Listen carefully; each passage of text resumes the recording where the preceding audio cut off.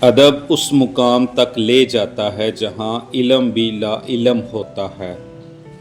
عبادت وہ ہے جو محبوب کو منظور ہو جائے، ورنہ کروڑوں سال کی عبادت ایک سجدہ نہ کرنے سے ضائع ہو جاتی ہے۔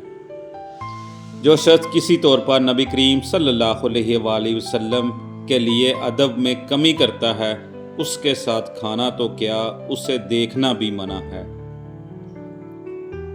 محبت کا تقاضا یہ ہے کہ دوسرے کے عمل سے بے نیاز ہو جاؤ اور بس محبت کرتے جاؤ۔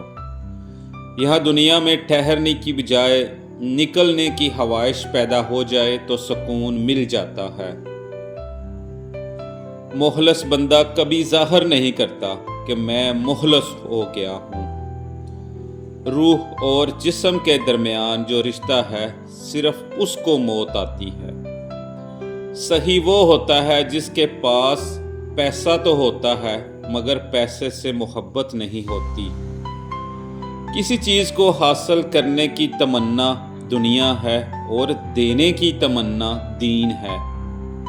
سب سے بد قسمت انسان وہ ہے جو اپنے مستقبل سے خائف ہو۔ بعض لوگ زندگی بھر کتابیں اکٹھی کرتے رہتے ہیں، لیکن جب لائبریری مکمل ہوتی ہے تو ان کے جانے کا ٹائم آ جاتا ہے۔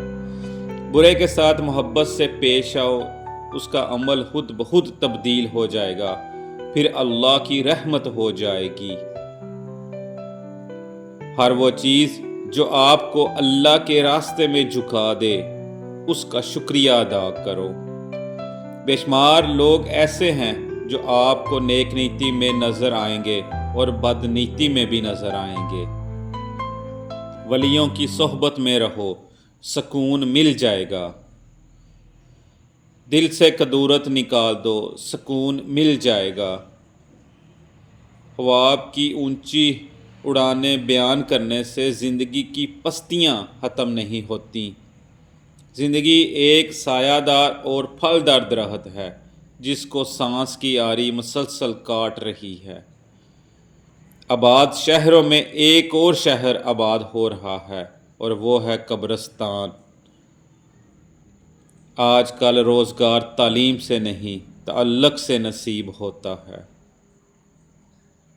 انسان کو جو چیز پسند ہے وہ حاصل کر لے، یا جو حاصل ہے اس کو پسند کر لے، سکون مل جاتا ہے۔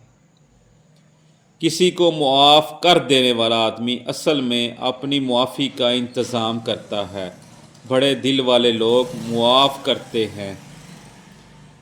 تسلیم کے بعد تحقیق گمراہ کر دیتی ہے۔ انسانوں میں ابلیس وہ ہے جو توبہ کا دروازہ بند سمجھتا ہے۔ مہربانی فرما کر ویڈیو کو لائک، چینل کو سبسکرائب کر دیں۔ شکریہ۔